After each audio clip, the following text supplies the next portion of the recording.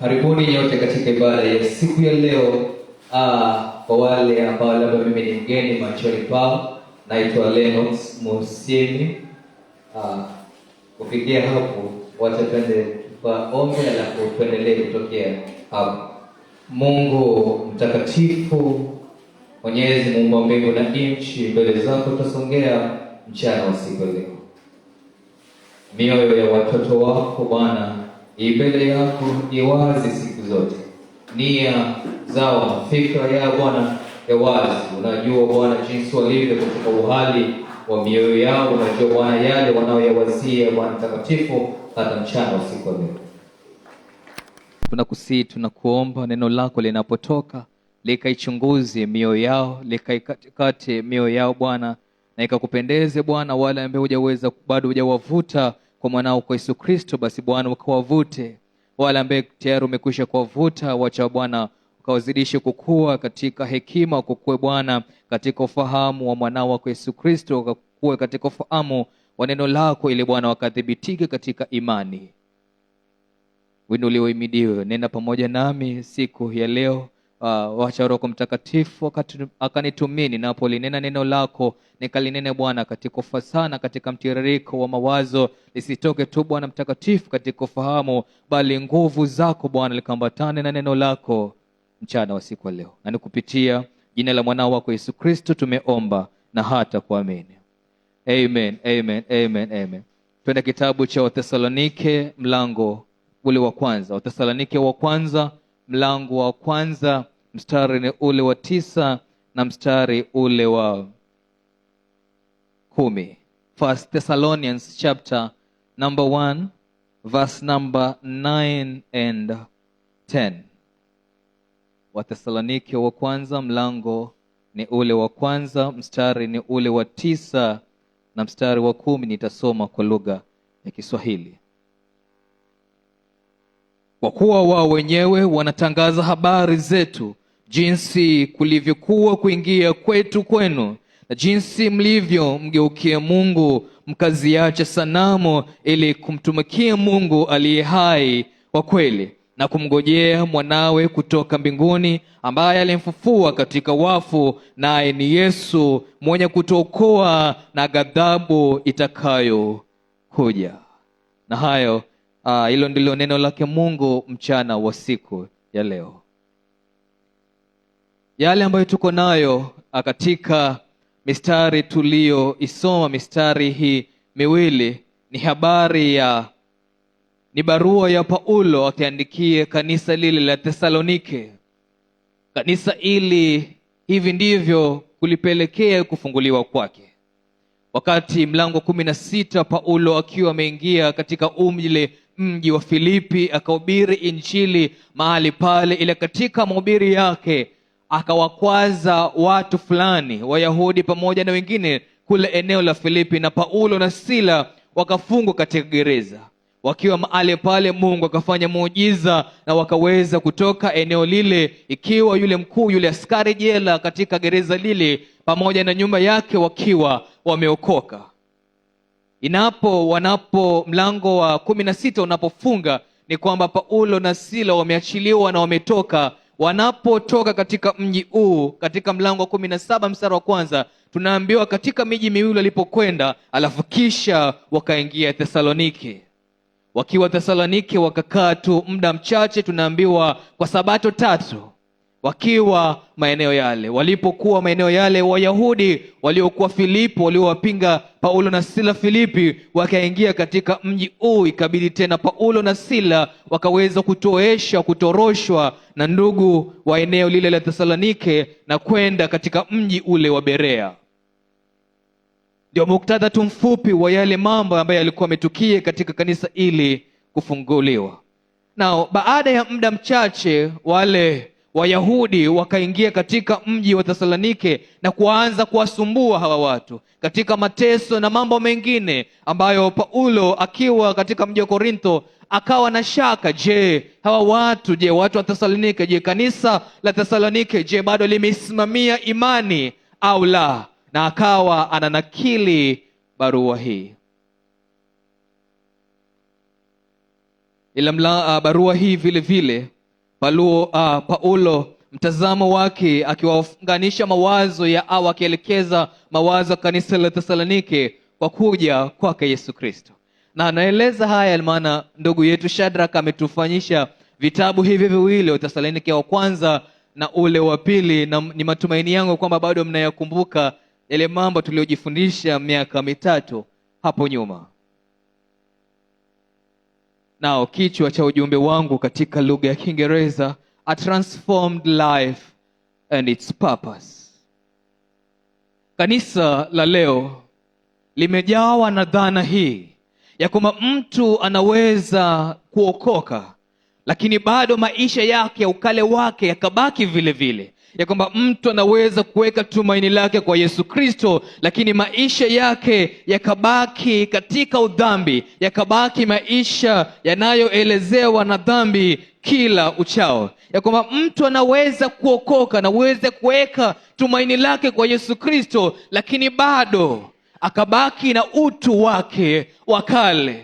Ndivyo kanisa la leo linavyoamini, ndivyo kanisa la leo linavyoishi kila siku. But this afternoon I'm here to tell you at least this one phrase, if I can tell you, that a Christian life is a transformed life. But not just that, a transformed life has a purpose in it. That is to say that my heading, a transformed life and its purpose, that heading forms the 2 sub-unit of our confrontation of these 2 verses. Kichwa changu kinatengeneza vile vidokezo viwili ambavyo tutaweza kuviangalia. Cha kwanza kabisa kikiwa ni maisha yaliyogeuzwa. Biblia inatuambia maneno haya katika mstari ule wa 9. For they themselves report concerning us the kind of reception we had among you, and how you turned to God from idols to serve the living and true God. Paulo anaenda kuyaweka katika muktasari maisha ya Wathesalonike, na tutaanza mstari wa 4 tuyaone mambo fulani, lakini Paulo katika mstari wa 9 anaweka katika muktasari maisha ya hawa watu wa Thesalonike, jinsi walivyokuwa na jinsi walivyo sasa. Mielekeo yao imeelekea wapi na inatoka wapi? Ni watu ambao Paulo anaosema kwa lugha hii ya kwamba wamemgeukia Mungu aliye hai. Wamegeuka kutoka katika kuabudu sanamu. Ndiyo maisha ya hawa watu yalivyokuwa. Now, kabla Paulo afikie hapa, yapo mambo ameyasema. Na nashukuru Mungu, wakati ujao Pastor Yere amesema nakuja kuongea kuhusiana na swala zima la uchaguzi. Maana ndio swala ambalo Paulo anaenda kuligusia hapa. Ya kwamba Paulo katika mstari ule wa 4, labda tusome kwa haraka mlango wa 1, anasema hivi: kwa maana ndugu mnaopendwa na Mungu, twajua uteule wenu, twajua ya kwamba nyinyi mumechaguliwa na Mungu. Iwazi machoni petu ya kwamba nyinyi mumechaguliwa na Mungu. Na kisha baada ya hapo anaenda kuweka ni vipi Paulo na wenzake wanajua kwamba watu wa Thesalonike wanapendwa na Mungu. Ni jinsi gani Paulo na wenzake wanajua kwamba watu wa Thesalonike wamechaguliwa na Mungu. Maana kati ya masuala yanapoibuka kuhusiana na fundisho la uteule ni kwamba basi inawezekanaje mtu kujua ya kwamba amechaguliwa? Na Paulo katika mlango huu wa 1 kitabu cha Thesalonike anaenda kulijibu hilo swali, na mambo kadha wa kadha anaenda kuyasema. Kwanza mstari ule wa 5 ya kwamba injili yetu haikufikia katika maneno tu, bali katika nguvu na katika Roho Mtakatifu na udhibitifu mwingi, kama vile mnavyojua jinsi zilivyokuwa tabia zetu kwa ajili yenu. Paulo anajua ya kwamba hawa watu ni wateule wa Mungu, hawa watu wamechaguliwa na Mungu kwa sababu kwanza haya mambo mawili. Kwanza, injili ilihubiriwa kwao, na mtu hawezi kusema kwamba ni mteule ikiwa injili haijahubiriwa kwake. Mtu hawezi kusema ni mteule ikiwa hafahamikiani na injili. Na si tu injili, katika muktadha wa Galatia 1, injili ya kweli na wala si ile ya namna nyingine.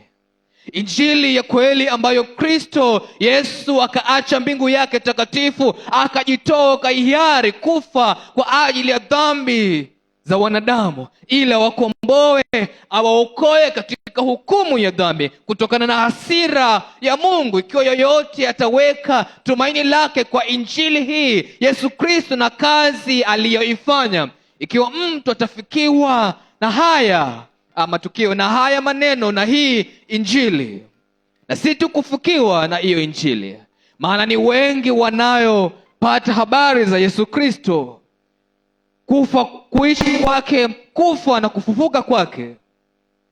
Ni wengi wanazozitambua hizi habari, bali sio wote wanaokoka. Tunajua nyinyi ni wateule, mara kwanza injili iliwafikia, lakini si tu hayo, injili iliwafikia kwa nguvu. Injili ilikuja kwenu kwa nguvu, ila hizi nguvu si katika tu anga, katika Roho Mtakatifu. Kristo alikufa kwa ajili ya dhambi zako. Ila injili pasipo Roho Mtakatifu ni habari tu za historia pekee yake, ya kwamba yupo mmoja alikuwa hapa duniani akaishi maisha matakatifu, akafa kwa ajili ya dhambi zako. Roho Mtakatifu anatumia injili kuwavuta, kuwaokosha, kuwawisha watu, kuwageuza watu. Tunajua nyinyi ni wateule kwa sababu injili ilifika kwenu, lakini injili haikufika tu kwa maneno, bali katika nguvu, katika Roho Mtakatifu. Ila si sababu hiyo ambayo inafanya kujua sisi kwamba nyinyi ni wateule. Katika mstari ule wa 7,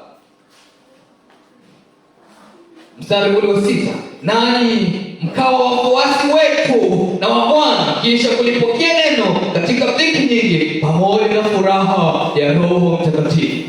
Tunajua ya kwamba nyinyi ni wateule, tunajua ya kwamba nyinyi ni Wakristo kwa sababu injili hii mlipoipokea, mlikuwa wafuasi wetu.